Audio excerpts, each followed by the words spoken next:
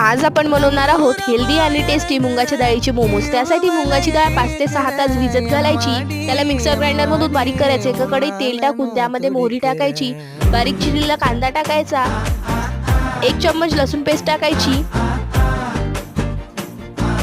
1 ते 1.5 चम्मच धने पावडर टाकायचं, थोडी सोप टाकायची, गरम मसाला टाकायचा, त्याला मिक्स करायचं, तिखट, मीठ, हळद आणि कसुरी मेथी टाकून यामध्ये बारीक केलेली मुंगाची डाळ टाकायची, त्याला मिक्स करायचं।